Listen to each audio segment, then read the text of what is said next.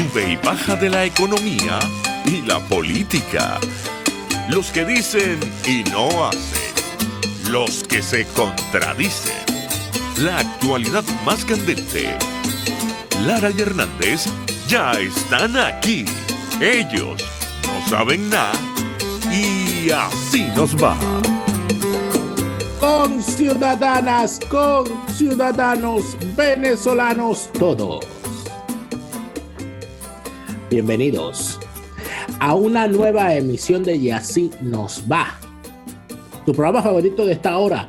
Una nueva jornada de lucha por la opinión libre y la información transparente a través de los micrófonos de RCR 750 AM, donde lo bueno une. A partir de este momento estaremos trabajando para ustedes desde la gerencia general de la estación Jaime Nestares, en la gerencia de producción Unix Arcaya, en la producción Carla Sons, en los controles Víctor Mejía y frente a los micrófonos Neomar Hernández y quien les saluda Daniel Lara Farías.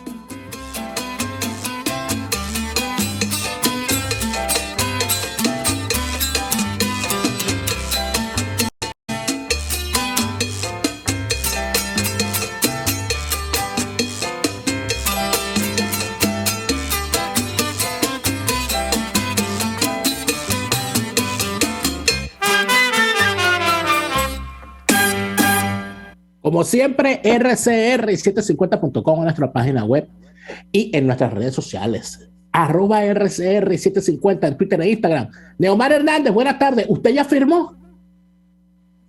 ¿Firmé para qué? ¿Para qué? Bueno, porque ya Guaidó salió a recoger firmas para el revocatorio ya. Ya, desde hoy. Claro.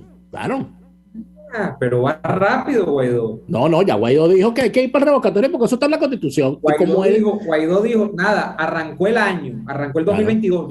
Yo tengo 3 años aquí, yo tengo que justificar mi existencia. Entonces rápido voy a recoger firmas. No. Yo creo que en realidad todo esto hay que verlo como una pelea por el rating. Ajá. O sea que los canales cuando había temporada de rating, antes, bueno, cuando existía Venezuela, pues, y cuando existía televisión, ¿no? En Venezuela. Originalmente habían temporadas de rating. Luego el rating se impuso todo el año, que se hacían mediciones todo el año.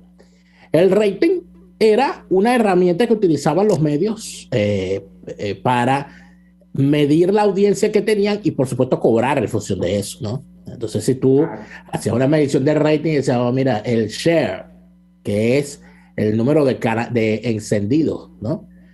O sea, de 100 televisores encendidos, 30 televisores estaban sintonizados en este canal.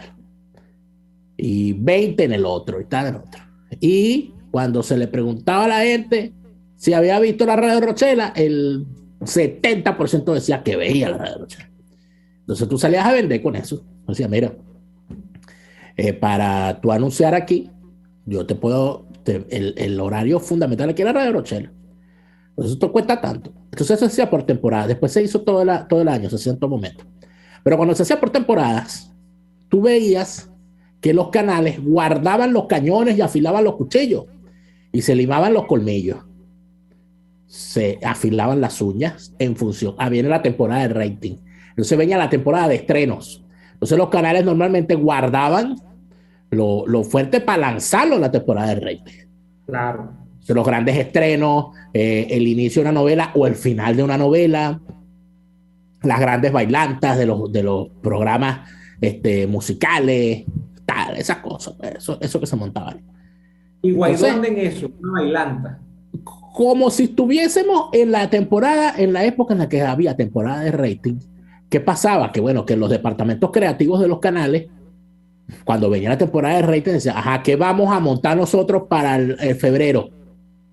¿Qué vamos a montar para Semana Santa? Entonces era una cosa, una fija. En Semana Santa, dice, bueno, ¿qué película vamos a poner? RCTV, por ejemplo, tuvo como 15 años poniendo todos los días a Jesús de Nazaret y de Franco Sefirelli. Y, tremendo. Y ganó 15 años seguidos. Yo creo que más, como 20. Eso era eso era un palo, eso no había quien le ganara.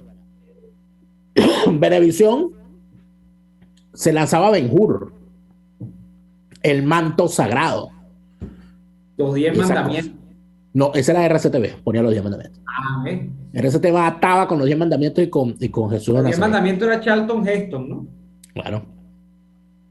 Y Venezolana de Televisión hacía lo suyo también, lo que podía hacer. Venezolana de Televisión ponía una maravillosa película, chicos, basada en la parábola bíblica de José y sus hermanos. Bellísima película, bellísima. De la historia de unos hermanos descarriados que deciden Ahora en vender. BTV ponen es la biografía de Hugo y sus hermanos, es la que ponen ahí en BTV. Sí, qué bueno. Pero fíjate qué interesante, porque en la parábola bíblica de José y sus hermanos, José era el hijo predilecto de su padre y además de eso tenía dotes de ver el futuro. Y los hermanos le tenían mucha envidia y los hermanos decidieron venderlo como esclavo y simular que mientras estaban por ahí, los atacó unas fieras y lo mataron. Y le dijeron al papá, no, nuestro hermano murió, lo sentimos mucho, papá. Y en realidad lo vendieron como esclavo. Y él se convirtió en faraón y todo. Fue una cosa bellísima. Eso lo pasaba en Venezolana de Televisión. RCTV pasaba también Barrabás, que Barrabás es sin duda alguna el referente histórico más antiguo de la oposición venezolana. O de no, de Chávez. De Chávez. Bueno, lo mismo, la misma vaina. Pues, es una cosa. De los políticos venezolanos, los políticos. Liberen a Barrabás. Que la gente le pusieron a escoger, la gente le dijeron, mira, ¿qué hago? Barrabás. Barrabás, liberan a Barrabás. Entonces, esa Barrabás está protagonizada por Anthony Quinn, ¿no? Donde hacen una fabulación sobre qué le pasó a Barrabás después que lo liberaron, ¿no? Por supuesto, hicieron una cosa muy bonita. ¿Nunca sabido qué le pasó? Uno sabe que parece que no hay constancia de eso, sino que se hizo una película donde alguien fabuló. Bueno, que esa película, ¿qué hacía Barrabás después de ser liberado? Se echaba rolo epea. Oye, qué maravilla. Claro, como debía ser, se echó rolo epea y se fue para un sitio de lenocinio. Ah, sí, un lupanar. Claro, o sea, se tiró la de Superlano. Pero de verdad, escúchame, se la tiró de verdad la de Superlano, porque el tipo de la pea que se echó pasó 3 días dormido. Imagínate, pero luego no lo vuelven a poner preso, no es reincidente. No, el tipo se despierta a los 3 días después de la pea con burundanga que le metieron, ¿verdad? Entonces el tipo se despierta y es testigo de la profecía de que al asesinar al Hijo de Dios, al crucificarlo, se oscureció el cielo y que luego hubo un terremoto, es una cantidad de cosas. Él vio todo eso, que el tipo se convierte al cristianismo, gracias a una prostituta, por cierto, que se había metido a cristiana. De verdad, Barrabás se convierte al cristianismo al final. En esa película, siempre hay una prostituta que se mete a evangélica, eso lo sabemos. Hay un libro de Arturo Uslar, creo que era Barrabás y otro relato. Barrabás y otro relato. Bueno, te cuento entonces que al final, fíjate, Barrabás no logra escapar a su destino. Ajá. Y el tipo, bueno, no lo estoy haciendo spoiler, o sea, esto es lo que pasa. La película de hace 80 años no la venía a mí con un spoiler.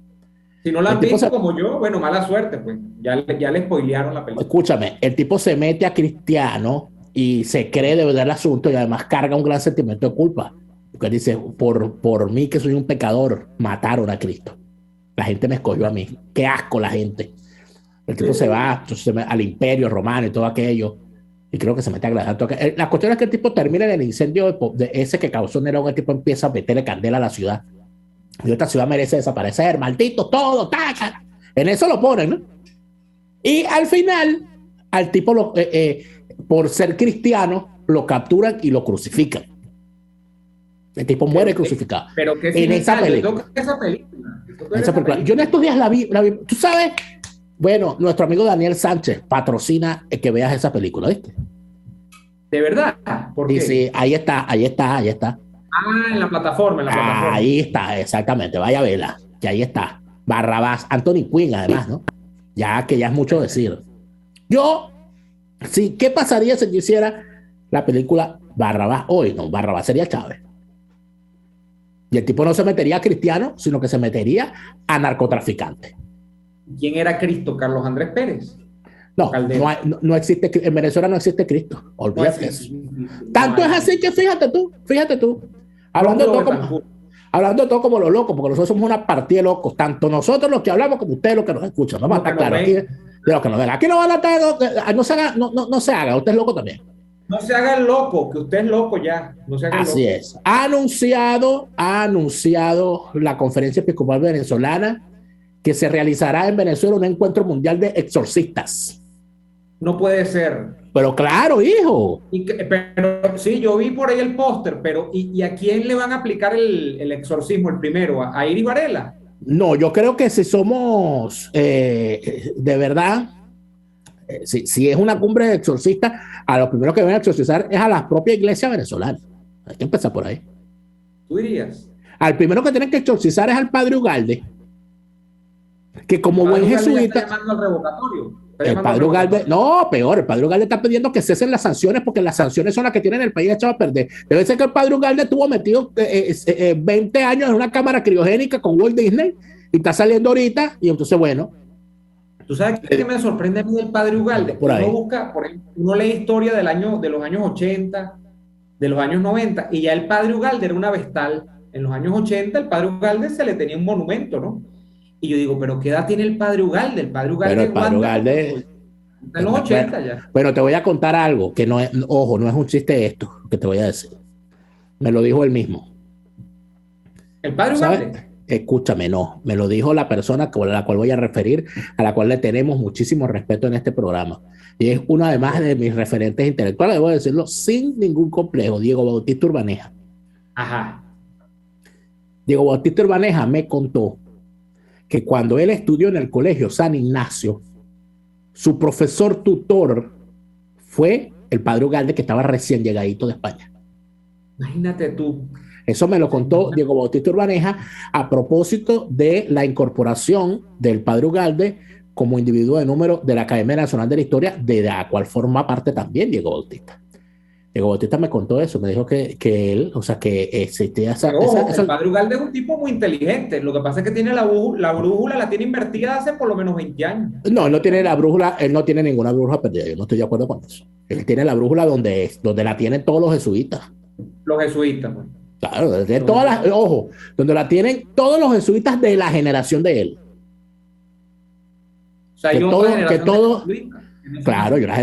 hay una generación anterior, hay una generación que era todo lo contrario, todo lo contrario. Fíjate que el padre Ugalde perfectamente contemporiza, es el mejor dicho, ya se me fue el verbo, con la generación de jesuitas de Francisco.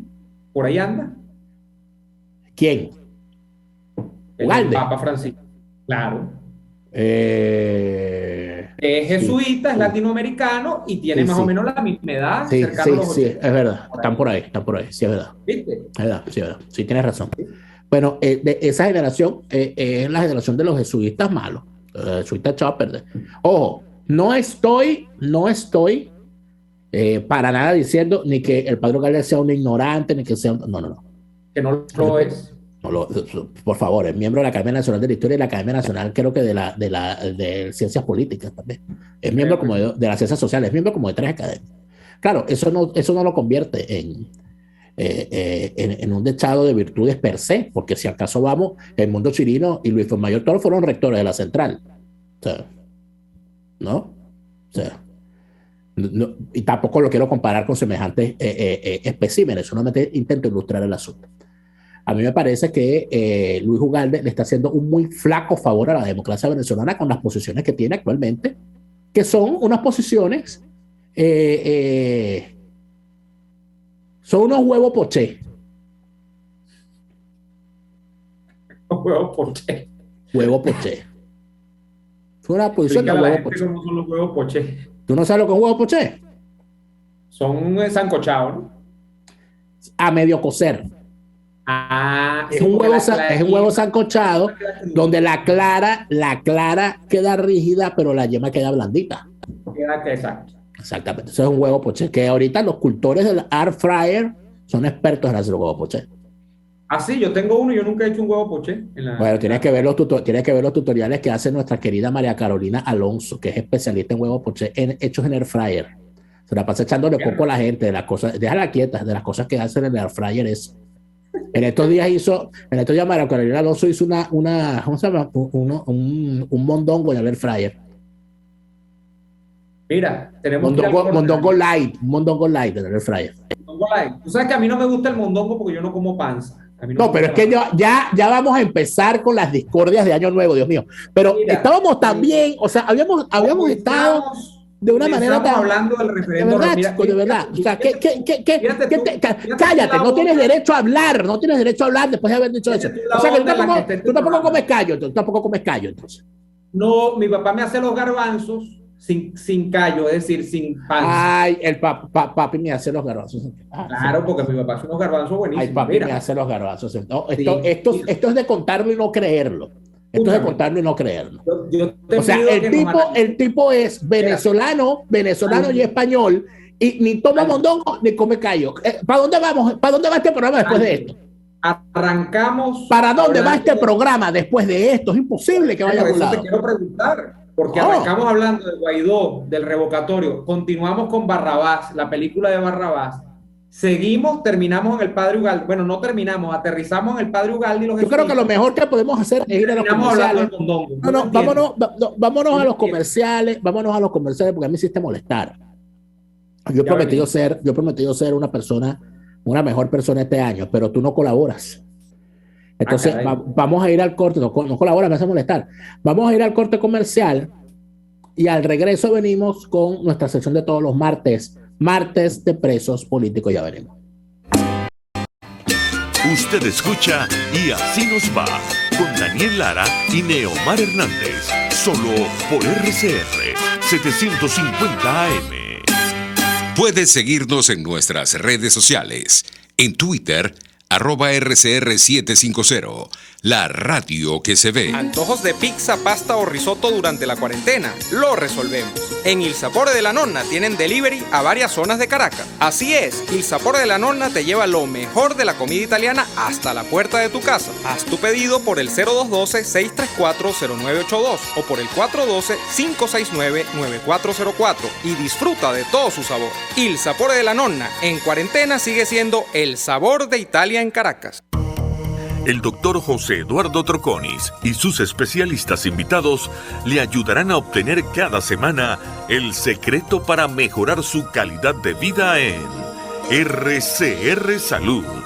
Usted podrá comprobar la veracidad de las tradicionales técnicas y últimas tendencias que se divulgan acerca de la salud y la medicina en nuestra sociedad. Hay mucho más dedicación y hay mucho más experiencia. Tenemos las herramientas. RCR Salud, todos los domingos a partir de las 10 de la mañana por RCR 750 AM.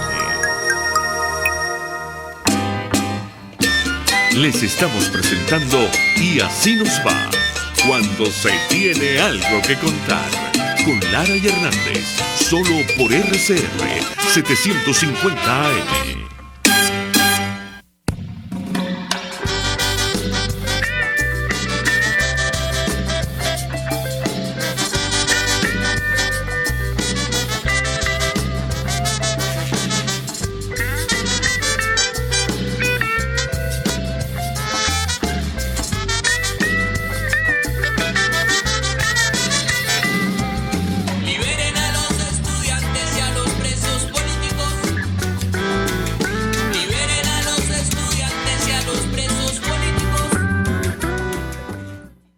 El capitán de la Guardia Nacional, Eduardo José Enríquez Bernía, es detenido el 7 de enero de 2020. Ya ha cumplido 2 años de detención, el capitán retirado de la Guardia Nacional, Eduardo José Enríquez.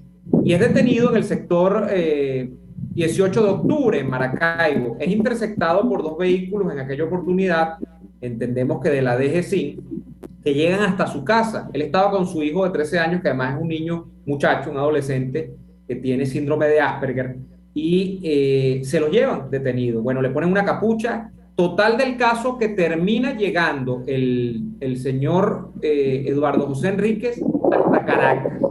Hasta Caracas de manera arbitraria, sin ningún tipo de pruebas. Cuando llega a Caracas, termina diciendo la DGCIN que está detenido porque estaba revelándole a las autoridades colombianas y al gobierno y a la inteligencia colombiana información sensible sobre armamento y empresas estratégicas del Estado venezolano. Por ejemplo, las empresas energéticas, y estamos hablando del complejo refinador del Palito, el complejo petroquímico Hugo Chávez.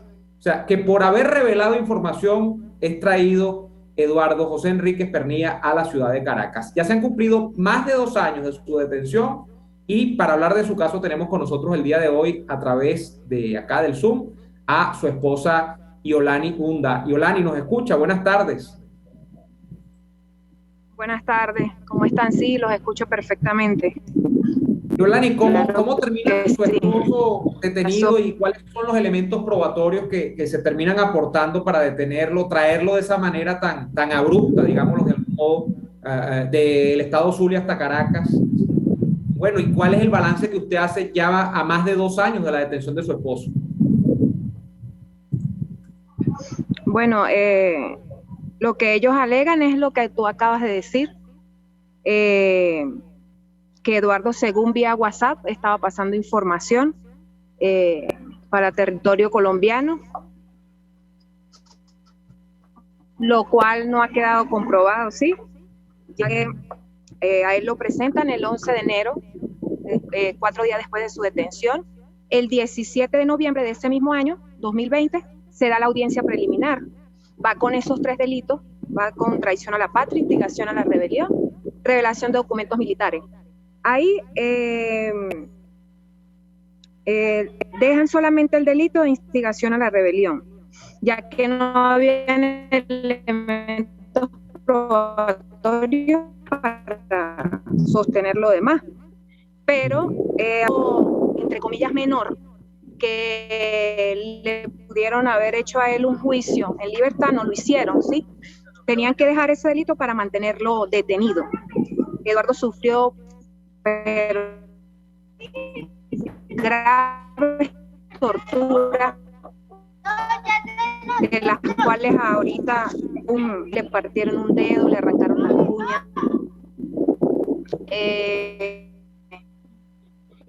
Tiene una luxación de hombro debido a las torturas, no ha tenido atención médica, ¿sí?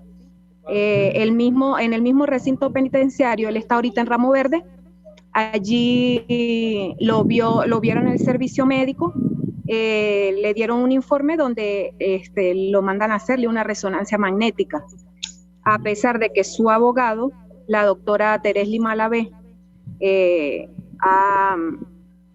ha llevado todos los escritos correspondientes al tribunal, no ha podido pasar nada de eso, pues, de que siquiera lo trasladen a hacerle sus exámenes médicos.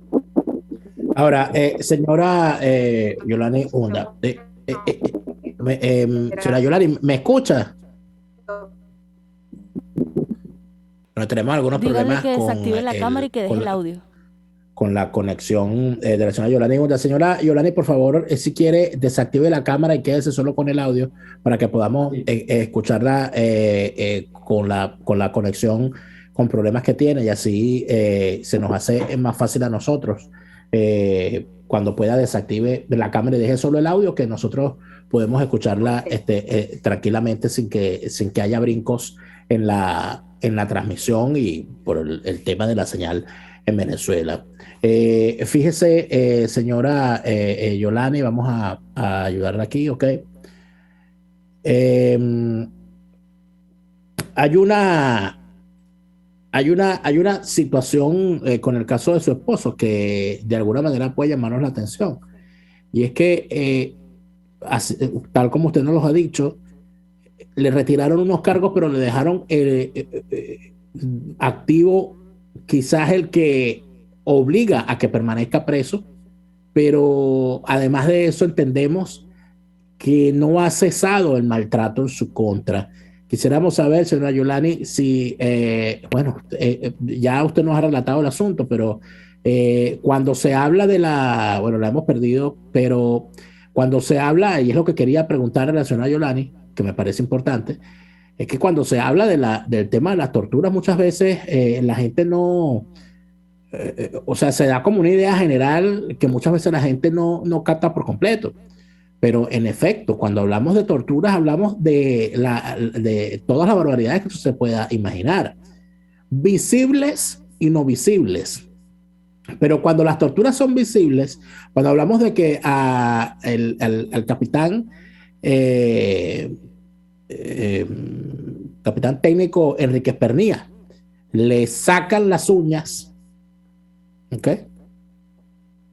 Cuando hablamos de que le parten los dedos de las manos, estamos hablando de que al ser visible la tortura, lo que usted ve es apenas una parte de la tortura que está sufriendo.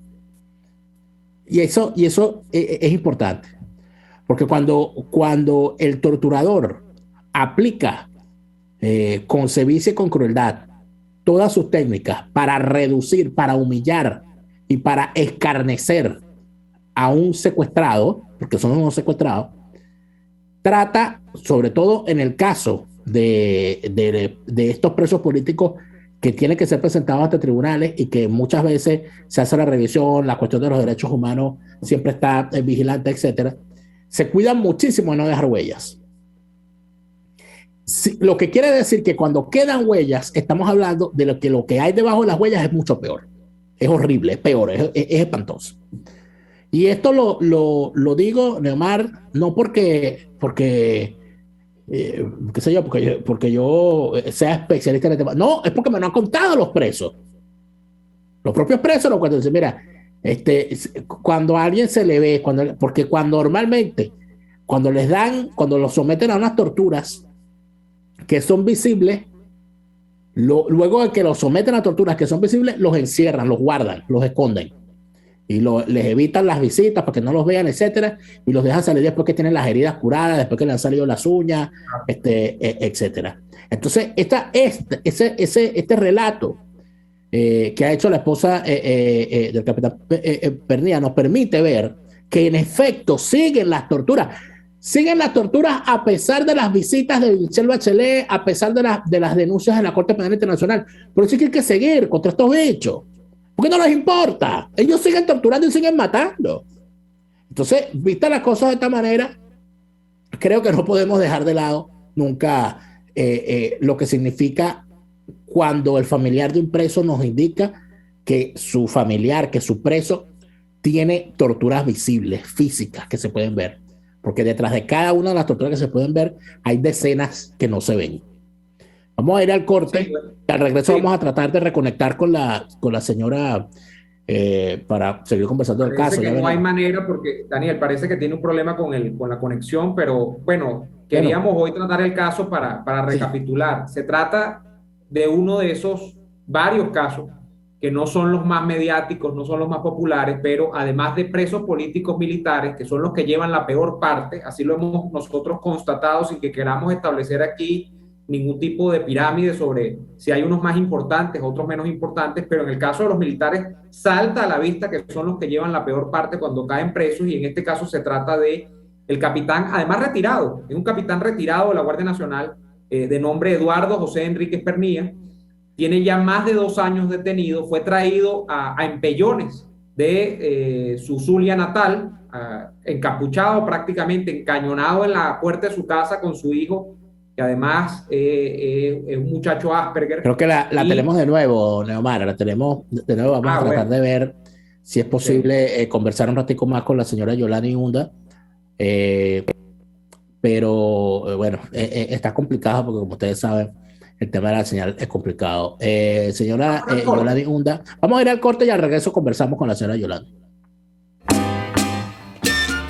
RCR les está presentando a Lara y Hernández en Y Así Nos Va por sus 750 AM. Puedes seguirnos en nuestras redes sociales. En Twitter, @RCR750, la radio que se ve. Atuplata.com.be, la cuarentena no los detiene. Siguen haciendo envíos desde los Estados Unidos a Venezuela, sin complicaciones. Además de eso, buscan tu carga en Tampa, Orlando y Miami sin ningún costo adicional.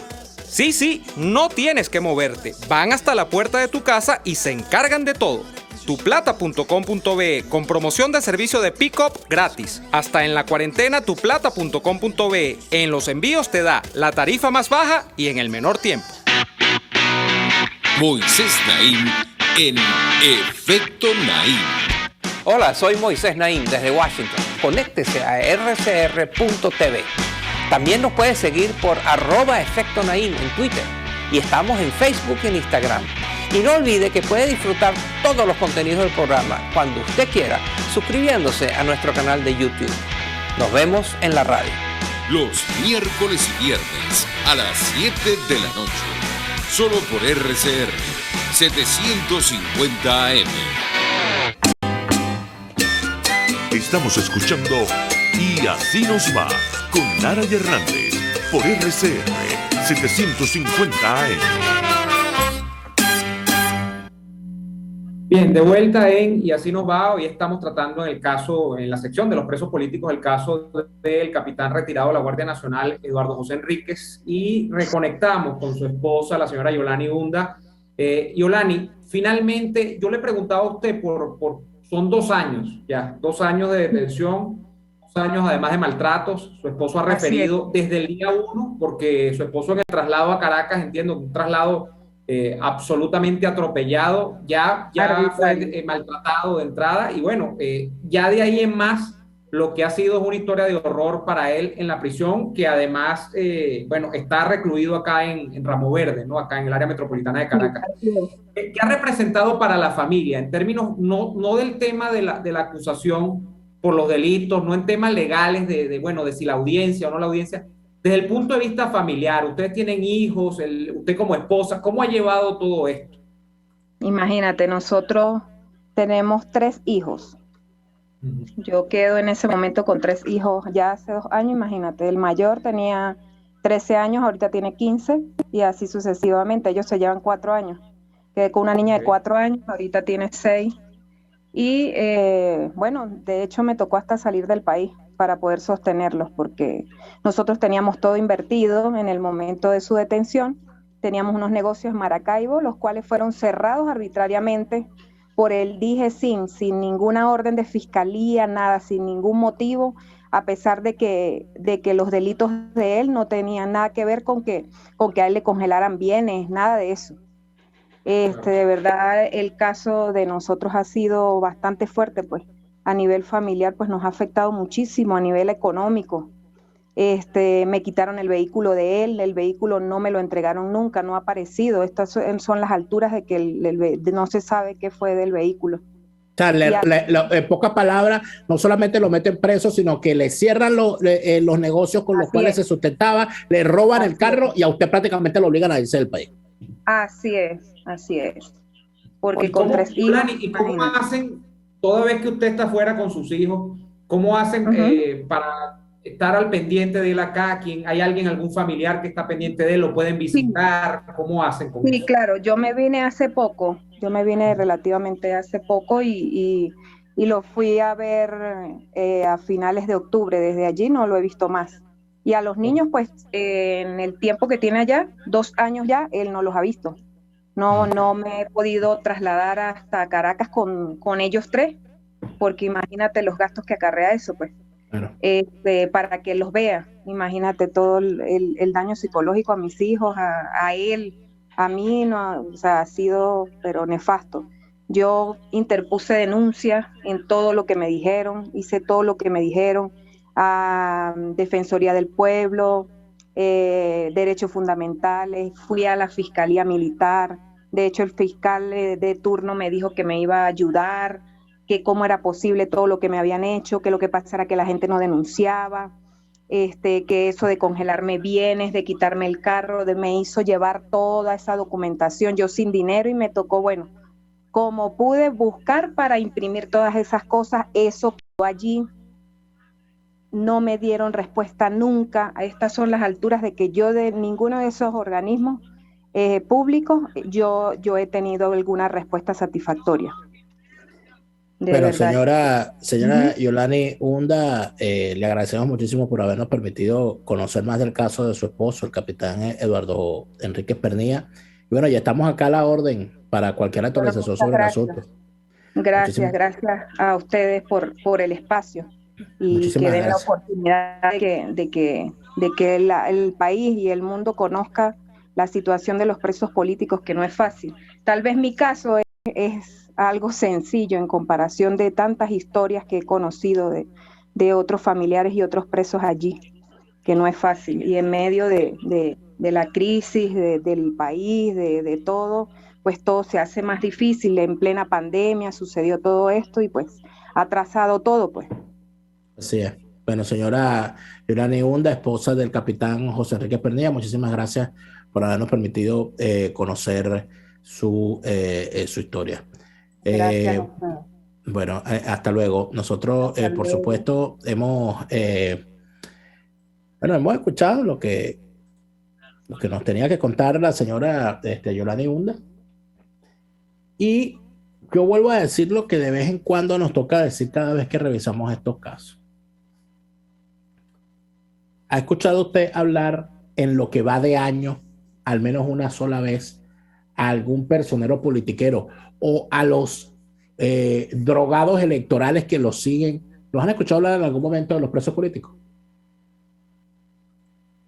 Este es el país real, Daniel. El país real que no tiene nada que ver con la Disneylandia que apareció en noviembre y que ha reaparecido fugazmente antes de ayer, el día domingo, en Barinas, y que remite además a una Disneylandia continuada que va a tener proyección en los próximos días, en las próximas semanas en México, a una Disneylandia que va a tener además repercusión en los medios de comunicación en los próximos meses de este año. Desde ya hacemos el vaticinio, porque además es tan evidente que no hay nada de adivinatorio en esto, con lo del referendo revocatorio y la supuesta recolección de firmas, y ese será el opio del pueblo de este año, el opio del pueblo venezolano, para mantener a la gente adormilada sobre lo que es un país real, que no es un país normalizado, porque así como en Cuba la gente grita, se acaba de conocer un balance, Daniel, de que hay casi 1,000 presos políticos. Metieron preso a Raimundo y a todo el mundo el año pasado con las dos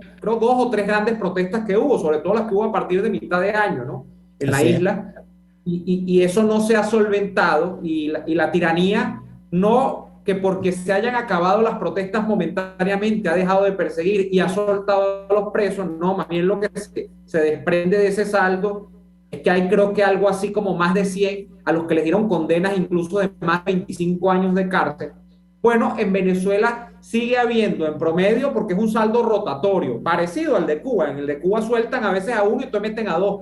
En Venezuela sigue habiendo en promedio entre 200 y 300 presos políticos a esta altura en el país, de los cuales la gran proporción y los que llevan, repito, y soy enfático en esto, la peor parte son presos políticos militares, como el caso del capitán retirado de la Guardia Nacional, del que nos tocó hablar el día de hoy. Entonces, ese es el país real versus, bueno, una Disneylandia que es muy bonita, que convoca a creer en cosas, bueno, que a mí también me gustaría creer, que es como que el chavismo, así como en una carrera de las Olimpiadas, le cede el testigo a otro corredor. Bueno, lamentablemente la evidencia empírica, lamentablemente el país real no lleva a que uno pueda creer en esas cosas, porque cuando tú contrastas esto que nosotros estamos conversando versus esa Disneylandia, pues te vas a dar cuenta cuál es la fantasía y cuál es la realidad. Entonces, en eso estamos parados nosotros en este momento. Además de eso, hay algo interesante en medio de toda esta desgracia, ¿no?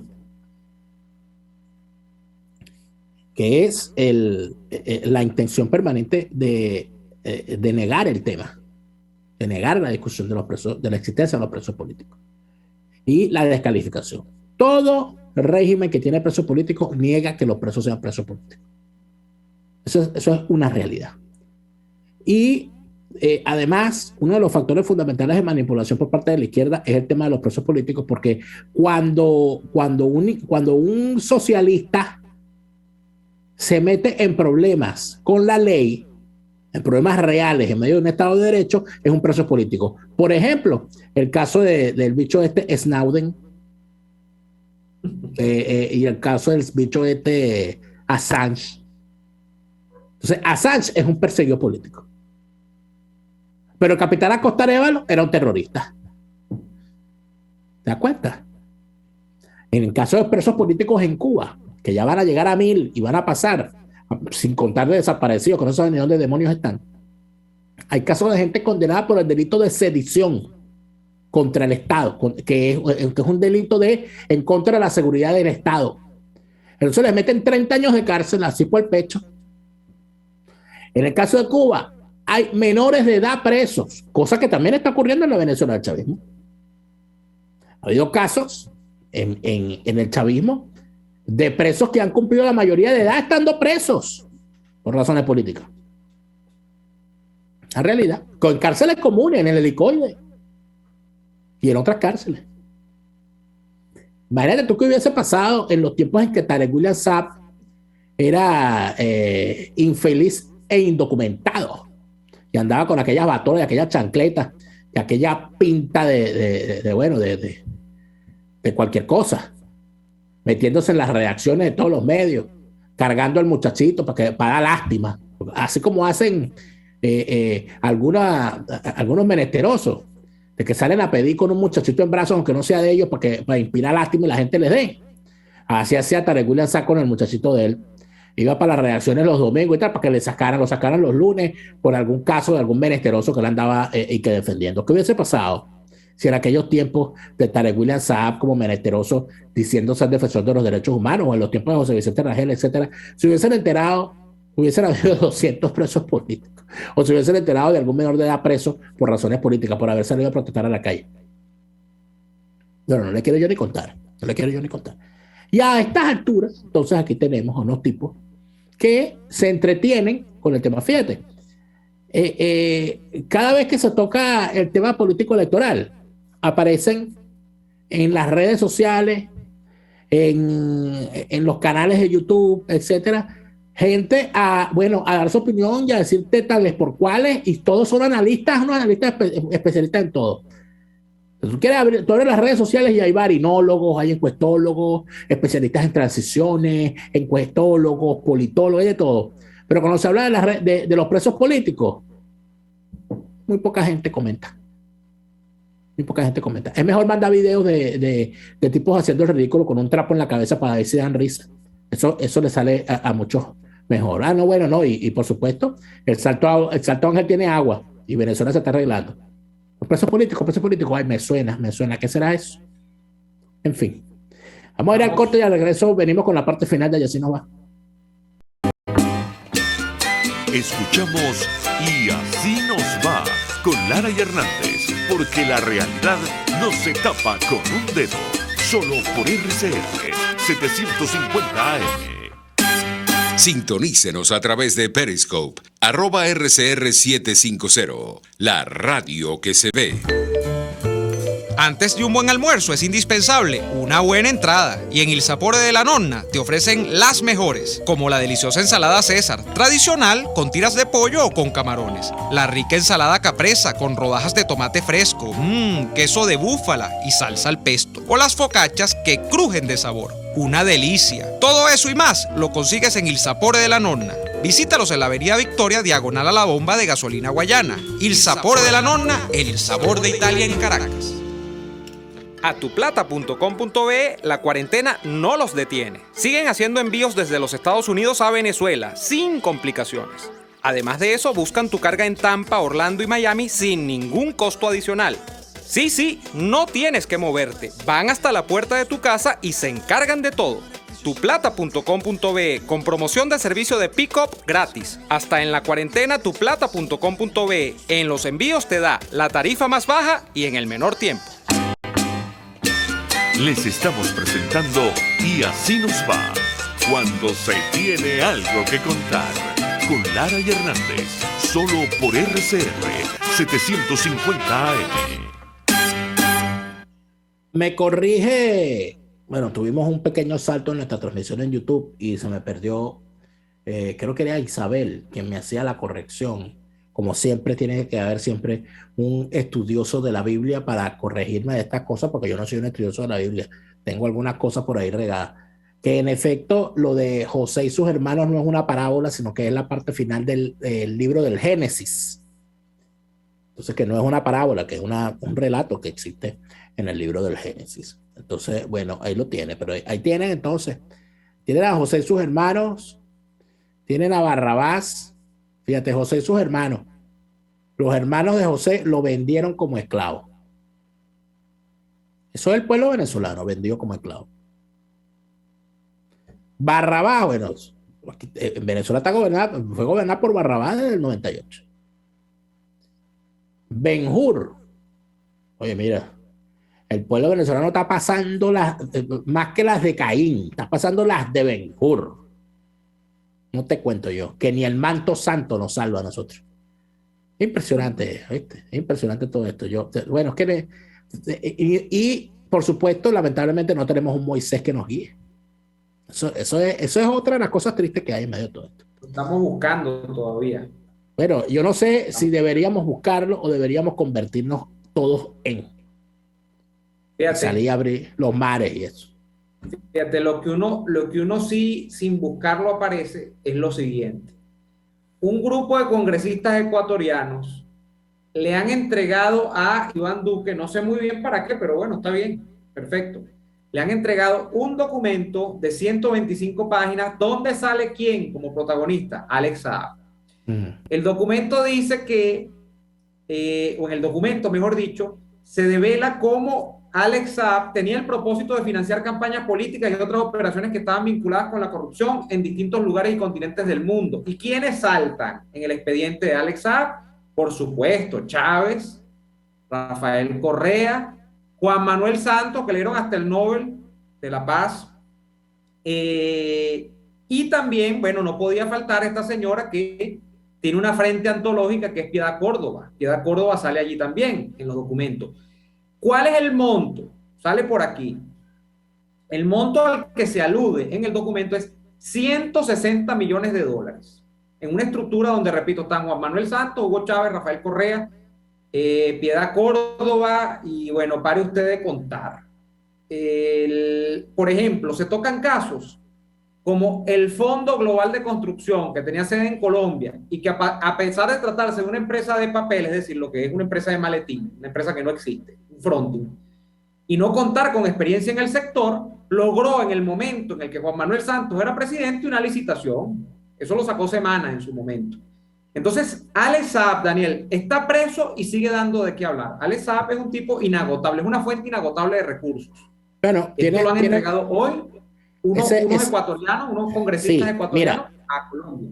Sí, ese cuento tiene mucho sentido porque por su fruto lo conoceréis. Uno dice, bueno, pero si ya el tipo cayó preso, si ya lo tienen con la braga anaranjada puesta, si ya el tipo está esperando juicio, y si ya el tipo, bueno, está hediondo a cárcel, ¿para qué la lloradera? No se lo van a dar, no se lo van a dar. Pero los tipos siguen pegando, pataleando y diciendo que el tipo es un héroe, que el tipo es un diplomático, que está secuestrado, tal. Claro, porque necesitan decirlo, porque lo que el tipo sabe es mucho más de lo que nosotros creemos. Claro. El tema de Saab puede ser inclusive más grave y con implicaciones, bueno, quizás no más grave o mejor dicho, no tan profundas por el tiempo que tuvo. Pero si nos ponemos a sacar cuenta de lo que el tipo quería hacer exactamente lo mismo que se hizo con Odebrecht. Parecido, sí. Claro, crear un esquema de financiamiento ilegal de fuerzas políticas que le permitieran seguirse enriqueciendo de forma ilícita, manteniendo. Y fíjate aquí lo interesante, que era la gran pregunta. Bueno, pero si este tipo tiene todo el poder del chavismo, si este tipo tenía todo el poder del chavismo, ¿qué hacía él pagando para que le dieran cartas de buena conducta a los opositores? No le estaba pagando para que le dieran cartas de buena conducta. Esa era la estratagema. En efecto, el mismo esquema de Odebrecht. Yo necesito tener, como él era un ladrón, él necesitaba tener al régimen financiado y a la oposición a su servicio para que en cualquier momento en una movidita de esas no se pusieran a investigar o no está hablando de más. Y eso seguramente lo hizo en Colombia y seguramente lo hizo en Ecuador.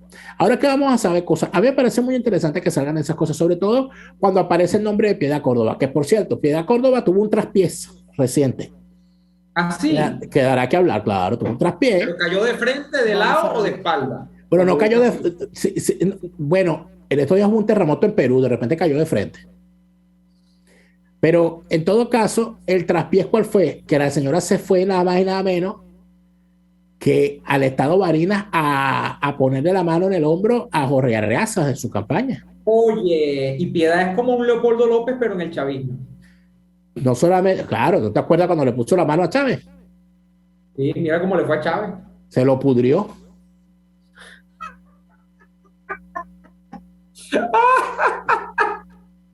¿Qué? El cogote. Le tocó sí, lo ungió, le hizo así, le dio en el cogote y lo... qué terrible. Sí, bueno, lo dejamos ahí, lo dejamos entre paréntesis para que la gente... Yo lo que... Entonces, ¿qué es lo que pasa? Bueno, Maduro repitió esas elecciones en Barinas para pegarse a los Chávez, pero dijo, bueno, vamos a ver quién lo apoya. Y fueron a retratarse con él ese poco de gente. Ahora Piedad Córdoba, que Piedad Córdoba tiene que tener cuidado. Piedad Córdoba llegó a Barinas y dijo, yo vengo a hacer aquí una labor supremamente importante, aquí venir a apoyar al camarada Jorge Arreaza. No, ya llegó y dijo, yo vengo regando flores por todo el Camino Real, regálame tus amores para venirlo a buscar. Claro, las flores no son precisamente las flores de la canela. Menudo pie la lleva por la vereda que se enternece al ritmo de su cadera, ¿no? Eso era la amapola, lo que ella llevaba ahí. Amapola. Amapola. Lo que los gringos llaman poppy, ¿no? Me ha dado risa siempre que los gringos a la amapola le dicen poppy, entonces la semilla de amapola, poppy seeds. Poppy seeds. Bueno, aquí más bien se ponen poppy con la amapola. Y bueno, y parece ser que la señora Poppy, Poppy con turbante, no va a ver florecer las amapolas en Barinas. Pero Piedad, ya cuando nos tenemos que ir, Piedad, tú habías dicho en un programa que además es de la cultura herbolaria, ¿no? Porque el hijo, entiendo, tiene un emprendimiento de marihuana, ¿no? El hijo ella confesó ser marihuanera. Y el hijo es marihuanólogo. Y el hijo es marihuanero y vendedor de marihuana. Tiene un emprendimiento en la venta de marihuana. Porque así lo llaman ahora. Ahorita cualquier cosa es un emprendimiento. Vámonos. Sí, va. Nos vamos. Mira, aquí se metió esta voz. A nosotros se nos mete. Yo no sé si fue Piedad Córdoba. La ultratumba ahí, ¿verdad? Piedad Córdoba se apareció por los micrófonos. Pero bueno, amigos, nosotros luego de esto no nos queda más que vámonos. Así que hasta mañana. Por hoy termina Y Así Nos Va. Síganos en Twitter en @YASÍNOSVA, @DeLaraF y @NeoAdolfo. RCF 750